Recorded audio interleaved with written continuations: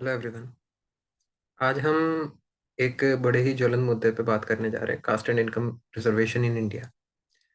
तो जब से ईडब्ल्यूएस इकोनॉमिक वीकर सेक्शन के लिए रिजर्वेशन आया है, रिजर्वेशन में कहीं ना कहीं फिर से एक नई बहस स्टार्ट हो गई है रिजर्वेशंस को लेके कि भाई कितने सही हैं कितने गलत हैं। जो लोग अक्सर प्रो रिजर्वेशन हुआ करते थे, जिन्हें जिन्हें ये लगता था, जो अभी तक इंटेलेक्चुअल से मानते आ रहे हैं, भाई अफर्मेटिव एक्शंस में रिजर्वेशन बहुत ज़रूरी है बैकवर्ड कम्युनिटीज़ को आगे लाने के लिए, वो अचानक से ईडब्ल्यूएस रिजर्वेशन को लेके काफ़ी क्रिटिकल हो गए हैं। और कई जो जनरल कैटेगरी वाले लोग रहे हैं, वो तो अक्सर कास्ट रिजर्वेशन को लेके क्रिटिकल रहे ही हैं। ठीक है। तो आज हम इस पूरे विषय पे कुछ फैक्ट्स के साथ बात करेंगे। फैक्ट्स ज़रूरी हैं यहाँ पे, बिकॉज देखिए, मैंने आज अभी काफ़ी वीडियोस देखी हैं, और कुछ साल पहले एक मूवी भी आई थी, आरक्षण आई थी, जिसने जस्टिफाई करने की कोशिश की थी कि हाँ भाई कास्ट रिजर्वेशन क्यों जरूरी है। अच्छी मूवी थी, आपको भी देखनी चाहिए, जरूर देखनी चाहिए सबको। बट कुछ चीजें ऐसी हैं जो हमें पता होनी चाहिए before coming to any conclusion. कोई भी एक अच्छा ओपिनियन बनाने के लिए जरूरी होता है प्रॉपर इन्फॉर्मेशन सारे फैक्ट्स के साथ हमारे साथ हो। तो जो चीज मैं देख रहा हूँ, लोग अक्सर अपने ओपिनियंस तो दे रहे हैं वीडियो पे, बट उसे फैक्ट्स के रूप में प्रस्तुत करना कहीं गलत ही है। इतना ज्यादा वो नहीं होता। और कई लोग जिसे कहते हैं कि भाई 1000 साल का वो है ऑपरेशन है, एकदम से कैसे वो होगा, कितने साल होंगे। आज उन सब विषयों पे हम बात करने जा रहे हैं कि कितने हमारे रिजर्वेशन कितना जरूरी है, कितना वो काम कर रहा है। ठीक है। तो ये सब बातें जरूरी हैं समझनी, क्योंकि अल्टीमेटली आप जो मेरी वीडियोस देख रहा होगा, मैं यही एक बार को एज्यूम कर रहा हूँ कि वो एक अकेडमिक स्टूडेंट है, मोस्ट प्रोबेबली अकेडमिक स्टूडेंट है। ऑफ कोर्स और भी देखें, मैं तो चाहता हूँ ज़्यादा से ज़्यादा तक पहुंचे, ताकि इन्फॉर्मेशन सबके पास पहुंचनी चाहिए, प्रॉपर फैक्ट्स पहुंचने चाहिए सबके पास बिफोर मेकिंग एनी ओपिनियन। और उसके बाद आपका अपना ओपिनियन है कि लोग रिजर्वेशन को सपोर्ट भी करते हैं और उसको अपोज भी करते हैं, और दोनों के पास अपने बहुत अच्छे आर्ग्यूमेंट्स हैं। ठीक है। तो आज उन्हीं चीज़ों पे हम डिस्कस करने जा रहे हैं। ठीक है, आगे बढ़ते हैं। रिजर्वेशन है क्या? तो बेसिकली एक अफर्मेटिव पॉलिसी होती है जहाँ पे एक परसेंटेज ऑफ सीट्स जो है वो बैकवर्ड क्लासेस लोगों के लिए, इसमें सिर्फ बैकवर्ड क्लास नहीं होते, क्लासेस में सिर्फ कास्ट नहीं होती, कास्ट के साथ रिलीजन भी होता है कि कई जो रिलीजियस कम्युनिटीज हैं जो पीछे हैं, या फिर एक जेंडर होता है जो हम आगे वो करेंगे। तो एक पब्लिक रिप्रेजेंटेशन, एक पॉलिटिकल रिप्रेजेंटेशन, एम्प्लॉयमेंट में रिप्रेजेंटेशन, एजुकेशन में रिप्रेजेंटेशन, उस चीज को हम बेसिकली अफर्मेटिव एक्शन जो हम रिजर्वेशन की बात करते हैं। आज हम बेसिकली कास्ट रिजर्वेशन पे बात करेंगे, और उस पे भी मैं पॉलिटिकल रिजर्वेशन की ज्यादा बात नहीं करूंगा, क्योंकि वो कोई इतना बड़ा इशू नहीं है डेमोक्रेसी में। अगर पॉलिटिकल रिप्रेजेंटेशन मिलता है, it's not a bad thing. तो आज हम बेसिकली बात करेंगे एजुकेशनल रिप्रेजेंटेशन पे और एम्प्लॉयमेंट रिप्रेजेंटेशन पे। उसी को लेके जितना जद्दोजहद रही है सुप्रीम कोर्ट और गवर्नमेंट के बीच, वो सब पे हम ज्यादा डिस्कस करेंगे, क्योंकि एक फर्म ओपिनियन बनाने से पहले हमें कई चीजें पता होनी चाहिए। बेसिस ऑफ रिजर्वेशन, तो जैसे मैंने बताया, कास्ट, रिलीजन, डोमिसाइल, जेंडर, ये तो पहले से, ये पहले चार तो शुरू से ही पहचाने जा रहे हैं। जेंडर, डोमिसाइल, कास्ट तो आप सब जानते हैं। रिलीजन, अभी जैसे रिलीजियस माइनॉरिटीज को वो करना। डोमिसाइल की जैसे स्टेट, अपने स्टेट के सिटीजन्स को किसी भी उसमें ज्यादा प्रेफर करना, पहले प्रेफर करना दूसरे सिटीजन्स के मुकाबले, उसे हम कहते हैं बेसिकली रिजर्व, वो क्या बोलते हैं, डोमिसाइल रिजर्वेशन। और इनकम, जेंडर, ऑफकोर्स वुमेन के साथ वो कर, जो वुमेन के साथ जो बैकवर्ड वुमेन रही हैं उनको रिप्रेजेंटेशन देना। और इनकम रिप्रेजेंटेशन बिल्कुल नया है 2019 में, जब से ईडब्ल्यूएस आया, उसमें अब ये भी एक रिजर्वेशन की कैटेगरी में आ गया है। ठीक है। से जुड़े important articles, article 15(1), article 335, article 343 भी हैं, आर्टिकल 29 है, आर्टिकल 30 भी है। लेकिन आज हम बेसिकली कास्ट रिजर्वेशन के ऊपर बात करने जा रहे थे, तो मैं बहुत ज्यादा उसमें दूसरे उसमें नहीं जाऊंगा। बेसिकली यहाँ पे भी हम बात करेंगे आर्टिकल 15(3) और आर्टिकल 16(4) की। 15(3) बेसिकली जो चिल्ड्रन और वुमेन को एक गवर्नमेंट को राइट्स देता है कि वो वुमेन और चिल्ड्रन के लिए स्पेशल एग्जेम्पशंस निकाल सके, या फिर उन्हें स्पेशल वो दे सके इक्वालिटी के उस पर। बेसिकली 15(1), 15(2) इक्वालिटी के ऊपर ही है। सेम 16(1), 16(2) आप इन्हें जाके पढ़ सकते हैं। और मेन जो हमारा वो रहेगा फोकस में, वो रहेगा आर्टिकल 16(4), क्योंकि इसी के क्लॉजेस में चेंज हुए हैं अभी तक रिगार्डिंग जो सुप्रीम कोर्ट की वो रही है जजमेंट्स में। ठीक है, अब बात करते हैं, आगे बढ़ते हैं। ठीक है, ये इंपॉर्टेंट केसेस हैं। मिस्टर बाला एम आर बालाजी 1962 का केस है, जिसमें स्टेट ऑफ मैसूर में बेसिकली जो सरकारें थी स्टेट ऑफ मैसूर की, उसने अराउंड 68% रिजर्वेशन और 68% के आसपास उन्होंने बैकवर्ड कम्युनिटीज आइडेंटिफाई करके उन्हें रिजर्वेशन दिया था। बेसिकली ब्राह्मण्स को छोड़ के सबको ही दे दिया था। उसके बाद Indira Sahni union of India का केस तो सबसे ज्यादा फेमस ही है, जिसमें ओबीसी का जो रिजर्वेशन मंडल कमीशन का बनाया गया था, और उसमें क्रीमी लेयर का कॉन्सेप्ट, और 27.5% ओबीसी रिजर्वेशन, 22.5% और नेट 50% रिजर्वेशन का बार लगाया था। फिर एस विनोद कुमार का जो यूनियन ऑफ इंडिया था, अजीत सिंह जन्होजा स्टेट ऑफ पंजाब, इसमें जो प्रमोशन को लेके एक वो इशू हुआ था, जिसपे अमेंडमेंट्स भी आए थे, 81st 82nd अमेंडमेंट। और जयंत चक्रवर्ती का 2017 का, ये बड़ा रिसेंट है, ये आप जाके पढ़ सकते हैं, state of Tripura, Jarnail Singh versus Lakshmi Narayan Gupta, same creamy layers का इसमें बहुत वो हुआ था, Nagaraj versus union of India, जहाँ पे असल में ये जो पिछले अमेंडमेंट्स हुए थे उन्हें कॉन्स्टिट्यूशनल ठहराते हुए सुप्रीम कोर्ट ऑफ इंडिया ने ये कहा था कि क्रीमी लेयर का और जो प्रॉपर अंडर रिप्रेजेंटेशन है एस सी एस टीज का कम्युनिटीज में, वो सब प्रूव करना होगा स्टेट्स को। तो इसको लेके आगे भी B K Pavitra versus union of India का भी आप पढ़ सकते हैं। ये काफी इंपॉर्टेंट केसेस हैं इस चीज को लेके। अ, ये केसेस आप पढ़िए, आपको भी काफी चीजें पता लगेंगी। और अब हम आते हैं एक रैट रेस पे, जो बेसिकली 90s के टाइम से चल रही है सरकार और सुप्रीम कोर्ट के बीच में। ठीक है, तो सुप्रीम कोर्ट ने बेसिकली क्या कहा था, इंदिरा साहनी जजमेंट के बाद एक बार लगाया था 50% रिजर्वेशन का। हालांकि उस समय तमिलनाडु गवर्नमेंट 69% रिजर्वेशन दे रही थी, और मद्रास हाई कोर्ट में वो हार गई ये केस, फिर वो सुप्रीम कोर्ट गई, सुप्रीम कोर्ट में हार गई। उसके बाद एक 76 अमेंडमेंट के थ्रू उनका जो ये 69% रिजर्वेशन वाला था, वो 9th शेड्यूल में डाला गया, जहाँ पे वो कोर्ट के अप्रोच से बाहर चला गया था। ठीक है, 77th अमेंडमेंट होता है। 77th अमेंडमेंट में एक नया क्लॉज डाला जाता है कि भाई जो रिजर्वेशन है वो बेसिकली 16(4)(a) इसी में डाला जाता है 1995 में। वो करा गया कि जिसमें स्टेट जो है वो रिजर्वेशन प्रमोशन के मैटर्स में भी वो कर सकती है, अगर स्टेट को ये लगता है कि S C S T properly adequately represented नहीं है। और अभी ये जो पर्टिकुलरली रिप्रेजेंटेड नहीं है, इस चीज पे अभी हम आएंगे बाद में भी, क्योंकि जो प्रॉपर मेरा जो ओपिनियन होगा इस चीज को लेके वो उसी पे होगा कि प्रॉपरली रिप्रेजेंटेड का क्या वो है। ठीक है, उसके बाद 1996 आता है, अजीत सिंह स्टेट ऑफ पंजाब का केस, जैसे मैंने पीछे भी बताया था। तो उसमें यही होता है कि भाई आपका जो ये बेसिकली वीरपाल सिंह वीके सिंह चौहान का जो 1995 का केस था, और अजीत सिंह 1996 का केस था, ये दोनों ही होते कैचअप रूल के उसमें आए थे। तो इसमें क्या था कि जो सीन जो प्रमोशन वो हो रहा है कि एस सी एस टी के बेसिस पे जो एक रोस्टर सिस्टम जैसे सरकार इंट्रोड्यूस कर रही थी कि आपका कास्ट के बेसिस पे आपका प्रमोशन होगा, और कई बार जो आपके जूनियर्स हैं रिजर्व कैटेगरी में होने की वजह से वो सीनियरिटी की उस पे जाते हैं, तो एक कैचअप रूल के उस पे ये बनाया गया था। ठीक है, फिर 2000 के आसपास एक आर्टिकल 4B का क्लॉज आता है, और 81st अमेंडमेंट, जिसे कहते हैं carry forward rule. Carry forward rule में क्या था कि आप जो सब्सिक्वेंट ईयर्स हैं, मतलब जैसे मान लो पीछे कोई पिछले साल आपकी सीट्स नहीं भरी गई, तो आप उसे उस साल भर सकते हो। अब ये जो था, ये अमेंडमेंट लाना क्यों जरूरी था, क्योंकि 50% का बार इससे क्रॉस हो जाता है। तो सरकार ने 81st अमेंडमेंट लाके इस चीज को भी वो कर दिया, एक किस्म से ओवरराइड आप कह सकते हैं। ठीक है, फिर 82nd 2000 में ही 82nd अमेंडमेंट आता है।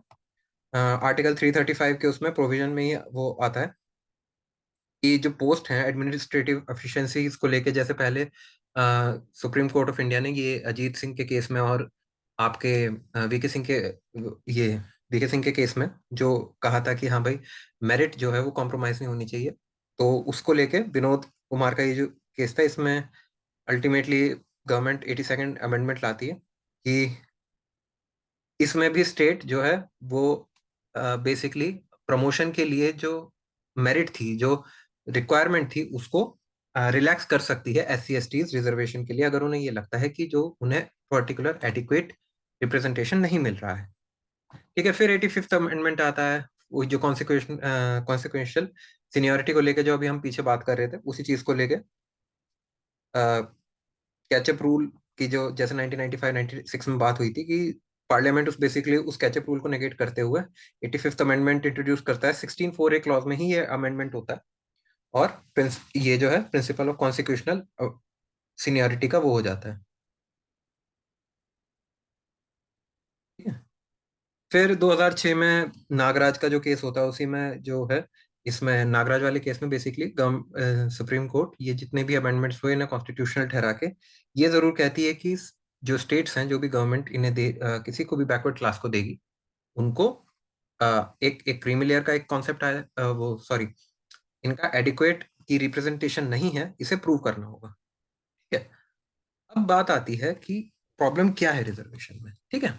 अब कई लोग तो हैं, वो तो बहुत अच्छा मानते हैं कि रिजर्वेशन बहुत बढ़िया चीज है। कई लोग इसको लेके बहुत ज्यादा स्केप्टिकल हैं, बहुत ज्यादा क्रिटिकल हैं कि भाई अब क्या है, क्या हमारे कॉन्स्टिट्यूशनल फादर्स भी इस चीज को लेके, क्या उनका क्या एटीट्यूड था। तो कॉन्स्टिट्यूशनल फादर्स हो गए हमारे, वो तो इस चीज को लेकर काफी रिलक्टेंट है। टू बी ऑनेस्ट, अगर आप कॉन्स्टिट्यूशनल डिबेट्स पढ़ेंगे तो आप रियलाइज करेंगे कि कई जो, इवन नेहरू जी, सरदार पटेल जी भी इस चीज को लेकर बहुत ज्यादा वो जानते थे, वो समझते थे कि हाँ भाई, हमारी जो कई सोसाइटी में कई ऐसी कम्युनिटीज है जो बैकवर्ड है और उन्हें हेल्प चाहिए, उनका उनको प्रॉपर रिप्रेजेंटेशन चाहिए। बट जो वे है बेसिकली रिजर्वेशन का, क्योंकि देखिए पॉलिसी जो आती है ना, कोई भी अफर्मेटिव पॉलिसी होती है, उसके कुछ इफेक्ट्स होते हैं, सेकंड ऑर्डर इफेक्ट होता है, थर्ड ऑर्डर इफेक्ट होता है।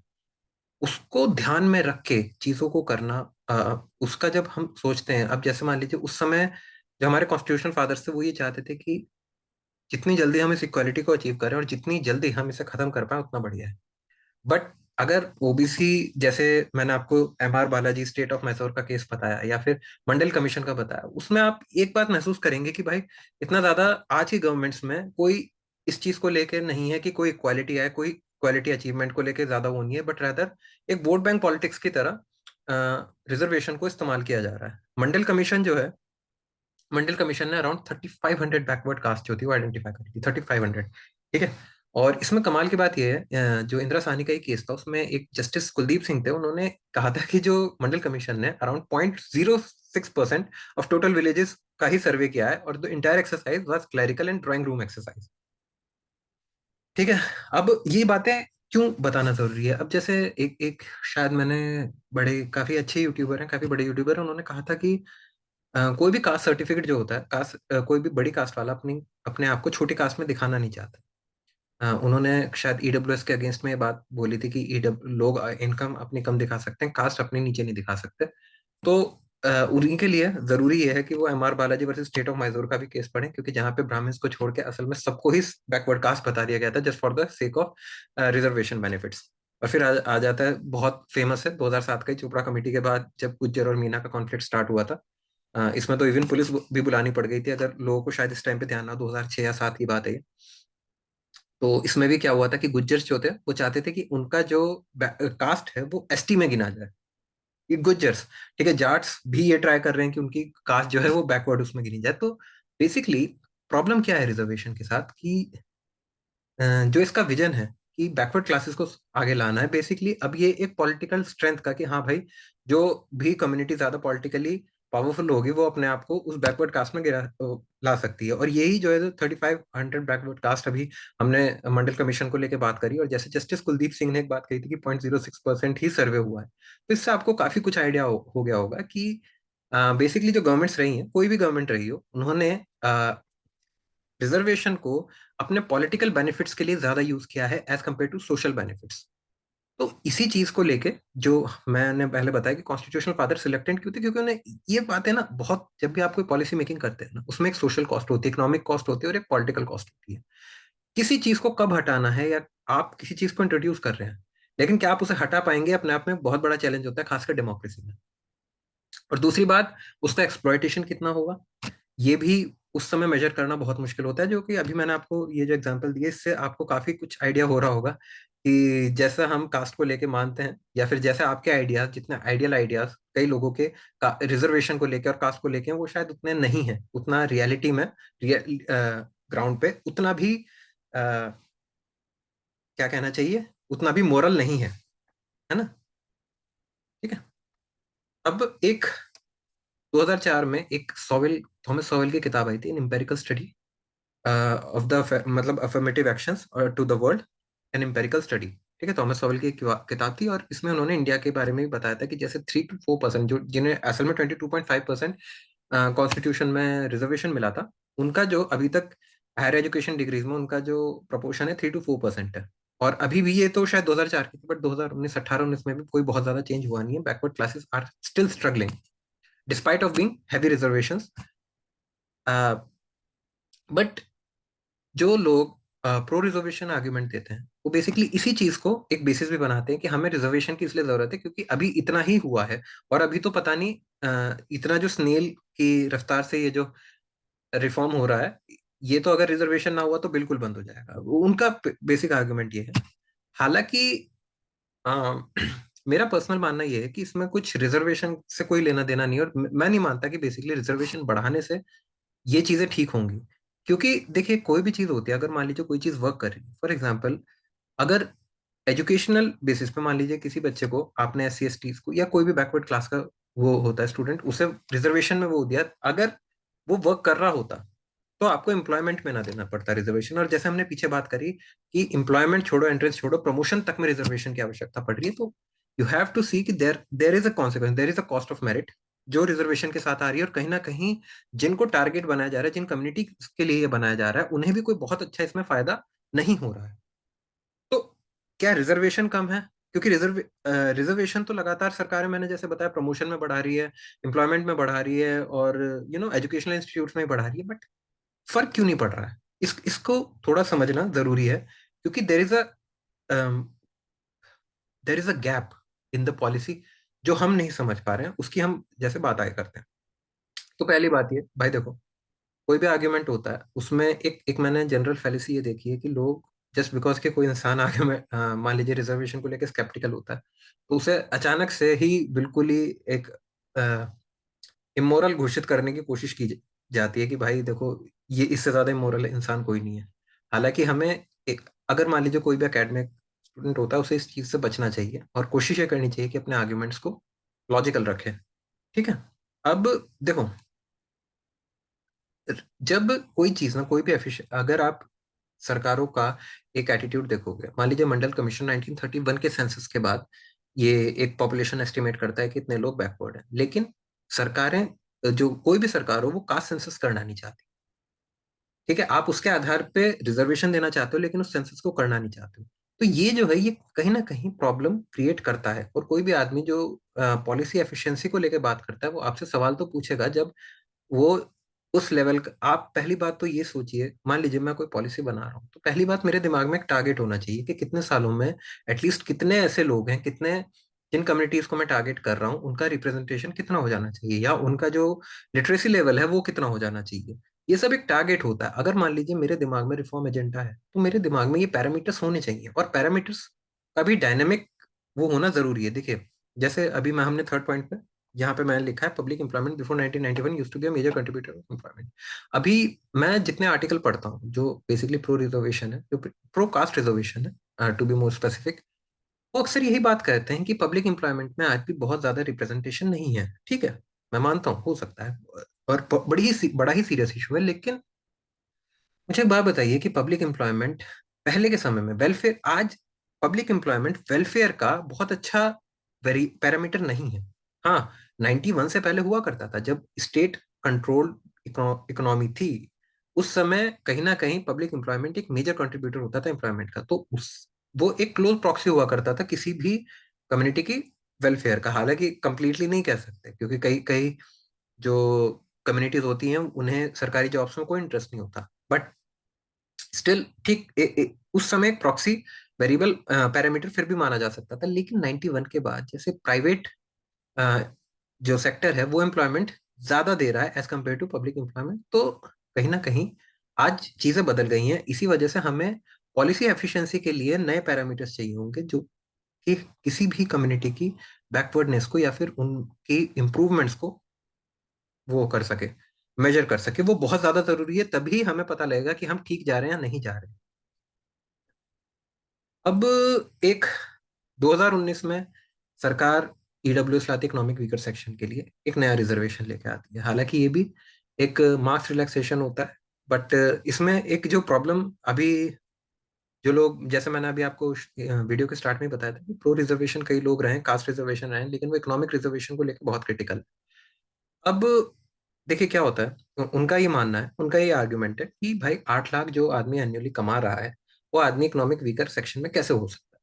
तो पहली चीज तो ये है कि जो गवर्नमेंट की एलिजिबिलिटी सिर्फ इनकम की नहीं है, इनकम एंड एसेट सर्टिफिकेट वो मांगती है। तो सिर्फ इनकम नहीं, एसेट्स भी मैटर करते हैं आदमी के, कि भाई उसमें जैसे रूरल एरिया एक एक डिफरेंट एरिया है, रूरल एरियाज का डिफरेंट है, और जो शहर में रह रहे हैं उनका डिफरेंट। आई थिंक 1,000 या 900 स्क्वायर फीट जो शहर में रह रहे हैं, बाकी आप जाके चेक कर सकते हैं, ये कोई इतनी ऐसी कोई जानकारी नहीं है जो आपको गूगल पे अभी नहीं मिल सकती, तो आप उसे जाके चेक कर सकते हैं। तो बेसिकली वो जो है वो फिल्टर आउट कर देता है काफी लोगों को ही। और जैसे मैंने एक एक आर्ग्यूमेंट सुना था कि भाई लोग अपना इनकम सर्टिफिकेट बनवाने के लिए अपनी जॉब छोड़ दे रहे हैं।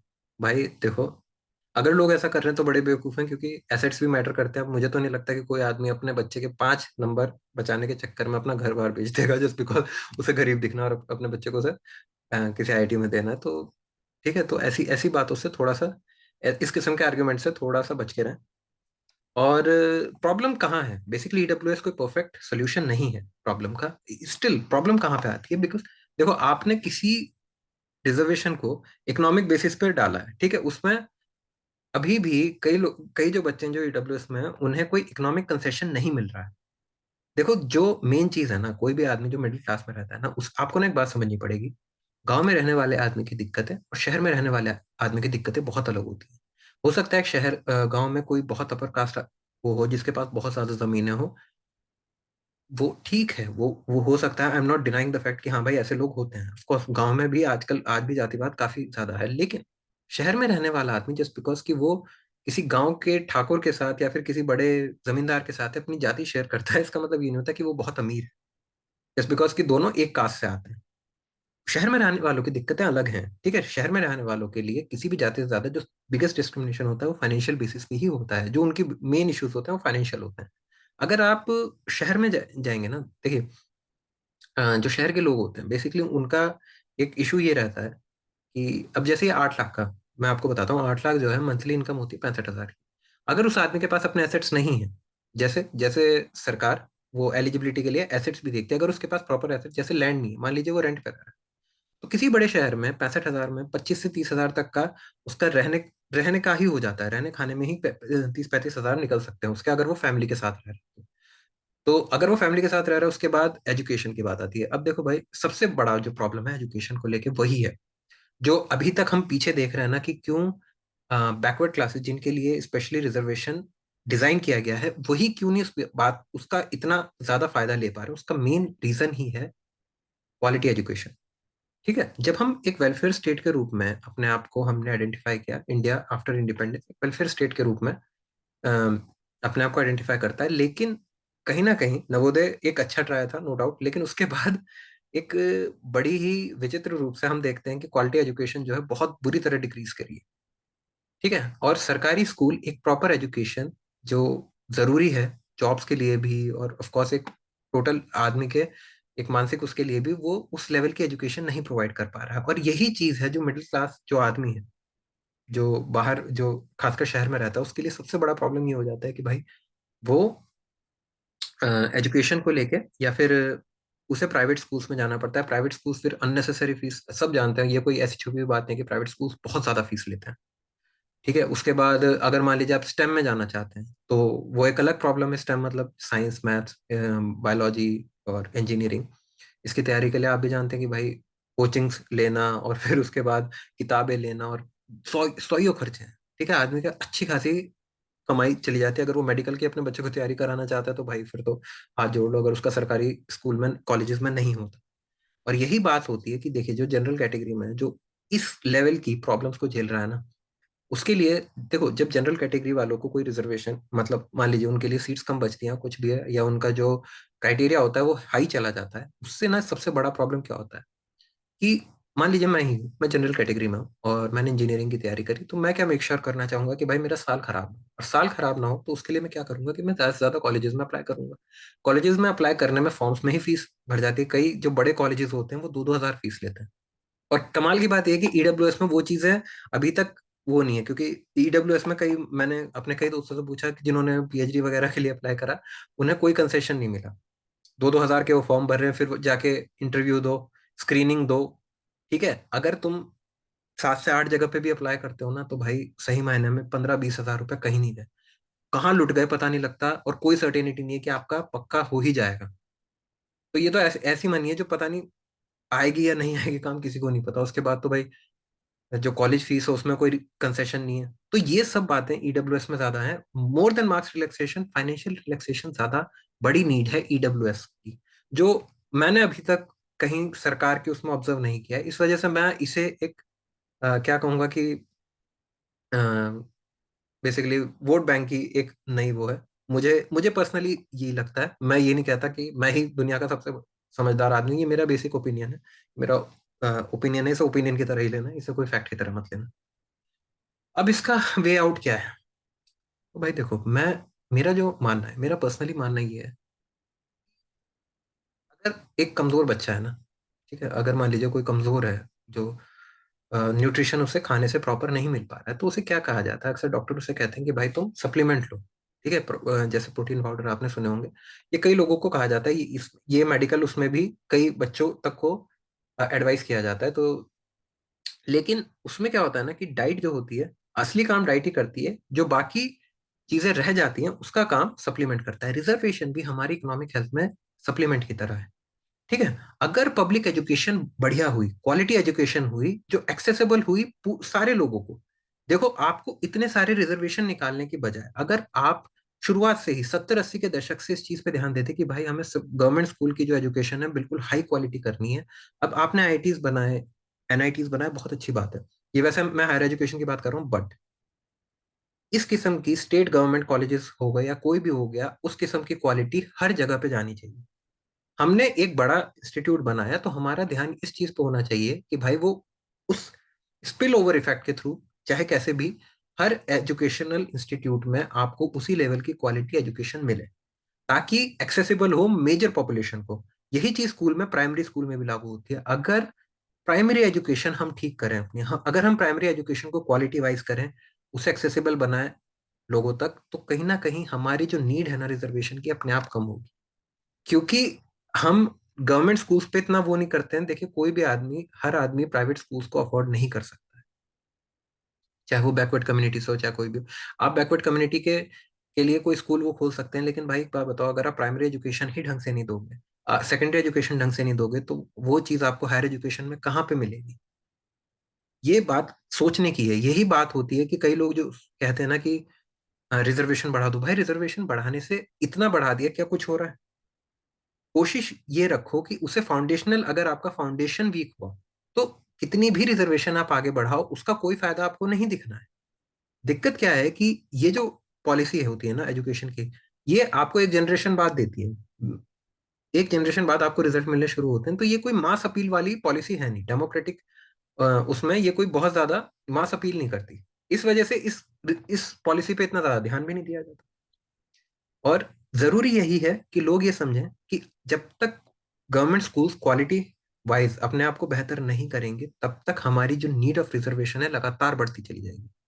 इसी पे हमें ध्यान देना है, रेदर देन इकोनॉमिक वीकर्स के लिए अलग से रिजर्वेशन निकालना, किसी के लिए अलग से रिजर्वेशन निकालना। उससे ज्यादा बढ़िया यही है कि गांव गांव में जो स्कूल्स हैं, वो अपने एजुकेशनल स्टैंडर्ड्स को बढ़िया बनाए, है ना।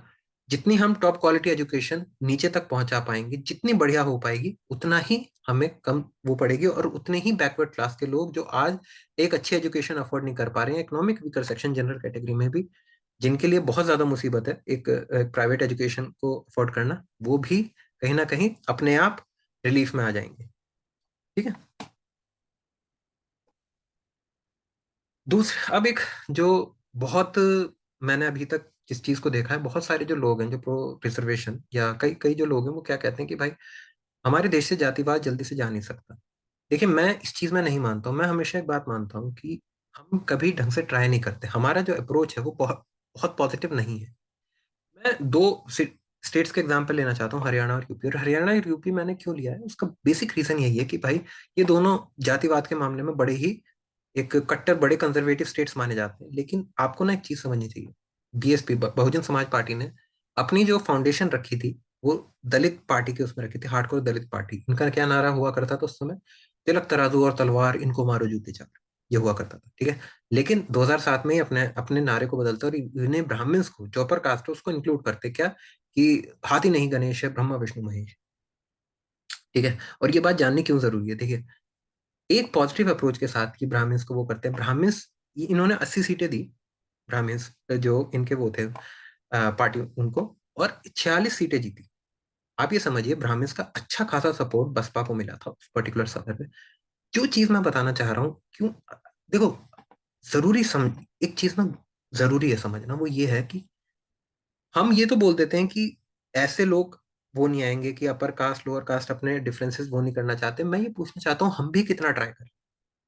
क्या हम ऐसे पॉजिटिव ट्राई कर रहे हैं? अगर आप अभी बिहार के जो गवर्नमेंट, अभी बिहार में कोई शिक्षा मंत्री हुए, उन्होंने भी ऐसी उलझुल बातें रिजर्वेशन को लेके, मतलब रिजर्वेशन को लेके नहीं, कुछ ये रिलीजियस उस पे वो करी। अगर कोई भी आदमी, अगर उनसे कोई पूछे कि भाई आप एजुकेशन के लिए क्या कर रहे हैं, अगर कोई भी गवर्नमेंट, ये जो रिवेंज पॉलिटिक्स चलती है, रिफॉर्म पॉलिटिक्स की जगह एक रिवेंज पॉलिटिक्स चलती है कि भाई जितने भी, सॉरी सॉरी, जितने भी बड़े कास्ट के लोग हैं, ठीक है ना, हाँ, जितने भी बड़े कास्ट के लोग हैं वो आपको वो नहीं देखना चाहते, या लोअर कास्ट, ये जो रीजनल उसमें होता है कि भाई तुम्हारे साथ ये बुरा हो रहा है, वो हो रहा है, फलानी कम्युनिटी तुम्हारे साथ इतना बुरा कर रही है। भाई एक बात बताओ, जब पॉलिटिकल बेनिफिट की बात आती है, तब जब कम्युनिटीज साथ आ सकती हैं। इवन हरियाणा में आप देख लो, मनोहर लाल खट्टर, जो खट्टर जी हैं, उनकी इश्यूज कितने रहे हैं कि भाई आपके जो, उनकी जाति को लेके, कि फलाने उनका साथ नहीं देंगे, कि कोई कास्ट, आई थिंक जाट्स जो थे वो उनका साथ नहीं देंगे, लेकिन वो दूसरी बार चुने गए। पॉलिटिकल बेनिफिट्स के लिए जब लोग अपने कास्ट डिफरेंसेस को छोड़ सकते हैं, तो ऐसा क्यों है कि, क्या, एक सेकंड सॉरी, एक मिनट। तो अगर कास्ट डिफरेंसेस के लिए लोग अपने अ, ये सॉरी, पॉलिटिकल बेनिफिट्स के लिए लोग अपने इनको छोड़ सकते हैं, कास्ट डिफरेंसेस को छोड़ सकते हैं, तो आपको ऐसा क्यों नहीं लगता कि एक अच्छे डेवलपमेंट के लिए, या फिर जो लोकल लेवल पे लोग अपने कास्ट डिफरेंसेस को नहीं भूल सकते? ये एक, हम एक सही कोशिश कर रहे हैं, नहीं कर रहे हैं, ये सवाल हमें अपने आप से पूछना चाहिए। क्या हम कोई पॉजिटिव कोशिश कर भी रहे हैं? क्या इस किस्म की जो पॉलिटिक्स होती है कि फलाने की वो जला दो, या उसको हम ऐस इसको भगा दो, उसको भगा दो, जैसे कई इंस्टीट्यूट्स में ये बातें आती हैं कि फलानी कम्युनिटी के प्रति तुम एक एक यू नो एक नेगेटिव सेंसेशन वो करने की कोशिश करते हो। सॉरी यार, यस, सॉरी, ठीक है।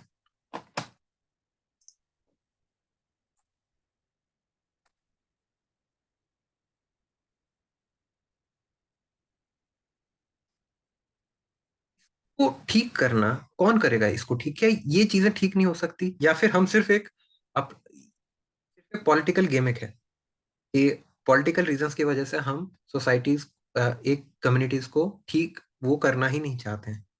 इस चीज को मैं ये नहीं कहता कि अपर कास्ट वाले कुछ नहीं करते हैं, ऑफ कोर्स करते हैं, नो डाउट, जातिवाद एक रियल इशू है, लेकिन ये चीजें सही हो सकती हैं। कैसे हो सकती हैं? मार्केट फोर्सेस के थ्रू, क्वालिटी एजुकेशन के थ्रू। देखो, अगर आप शहर में आओगे, शहर में आके कोई इंसान एक दूसरे से नहीं पूछता, आके टिक्की खाते हो, रेस्टोरेंट में जाते हो, कोई नहीं पूछता कि मेरे शेफ कौन था जिसने खाना बनाया है, या फिर, मतलब, आप जितनी बड़ी सिटीज में जाओगे उतने लोग कम बॉदर होते हैं इस चीज को लेके कि भाई कौन मेरे सर्विसेज में कौन आ रहा है, कौन नहीं आ रहा है, ठीक है। और इसी चीज को लेके आगे बढ़ना चाहिए, रेदर देन कि छोटी छोटी उनको लेके, मतलब, हम कई बार क्या, एक वो बनाने की कोशिश करते हैं कि भाई हमारी सोसाइटी कभी नहीं बदलेगी और वो नहीं होगा। या फिर एक, जैसे अंबेडकर साहब या सावरकर जी ने भी, महात्मा गांधी जी ने भी कहा था कि इंटरकास्ट मैरिज। देखो, एक चीज को समझो, एक ना, एक गांव की लाइफ होती है, गांव की लाइफ में अगर आप कभी किसी गांव के आदमी से जाके मिलेंगे ना, तो वो अपने आसपास के लोगों के 5-5 जनरेशन पुराने नाम बता देगा, ठीक है। लेकिन शहर में रहने वाले लोग एक दूसरे को वो नहीं करते। जैसे जैसे शहरीकरण बढ़ता है, जैसे जैसे लोग अपनी लाइफ में बिजी होते हैं, इंडिविजुअलिटी आती है, वैसे वैसे चीजें ठीक होती हैं। ऑफ कोर्स कुछ चीजें समय लेती हैं, लेकिन उसका अब जो आप सोचते हो कि हमारे कास्ट की वजह से हमारा डेवलपमेंट नहीं हो रहा है, नहीं, डेवलपमेंट नहीं हो रहा है इसी वजह से कास्ट इतना रिजिड इशू बना हुआ है आज तक देश में।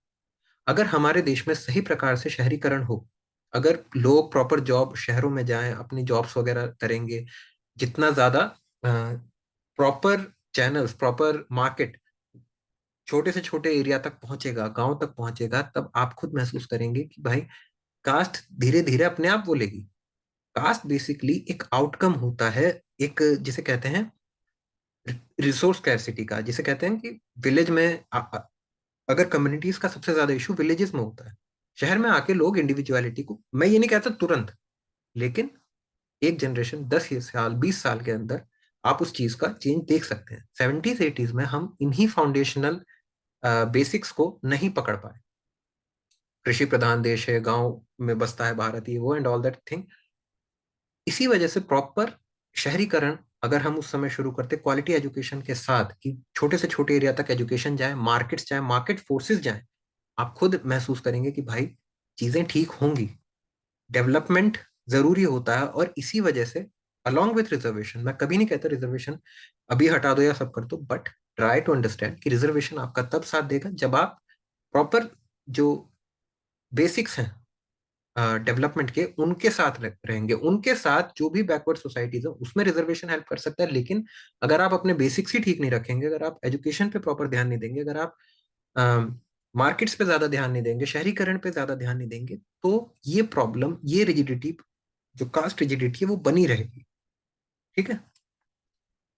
ये रेफरेंसेस हैं Indira Sawhney case, union of India, M R Balaji case, Arun Shourie ji की किताब है, पढ़नी चाहिए सबको। फॉलिंग ओवर बैकवर्ड्स बहुत प्यारी किताब है, और ये आप देख सकते हैं, रेफरेंसेस आप चेक कर सकते हैं। और प्लीज मुझे कमेंट में बताइए आपको वीडियो कैसी लगी, आपके क्या विचार है रिजर्वेशन को लेके, और पसंद आए लाइक कीजिए। Thank you.